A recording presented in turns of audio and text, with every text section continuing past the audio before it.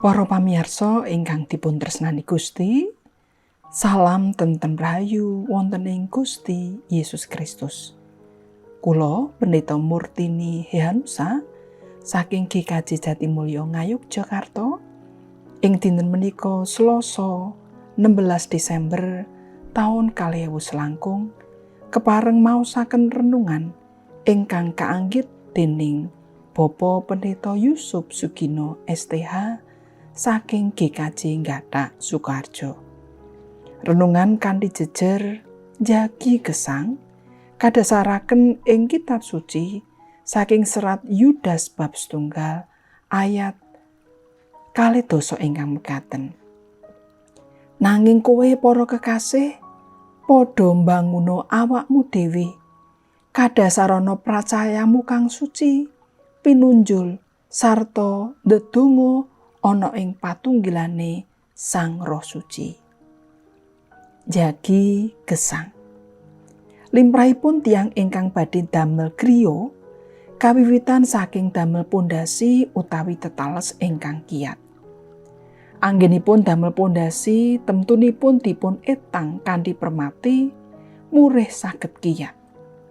Awit pengkuh botenipun griya menika gumantung dumateng pondasi utawi tetalesing griya menika. Sasampunipun pondasinipun dados nembe kalajengaken kanthi mbangun tembok-tembokipun. Sareng griya menika rampung inggih taksih kedah dipun lenggahi lan ugi karimat supados ketingal asri lan damel betah. Waosan kita wekdal menika ngrembak babagan dasar utawi tetalesing iman pitadosipun tiyang Kristen. Rasul Yudas paring pemut bilih kaleresan ingkang sejati menika namung saking Gusti Yesus ingkang sampun ngluwari manungsa saking dosa lan mulihaken sesambetanipun kalian Gusti Allah ingkang sewawrisa amargi dosa. Menika kedahipun dados dasar ingkang kiyat mungguing para pitados ing salebeting nglampahi gesang ing donya menika.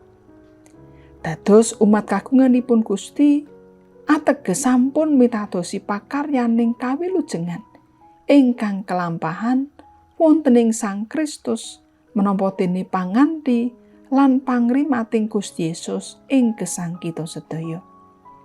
Kados dene griya ingkang sak sampunipun kabangun kedah kajagi lan karimat.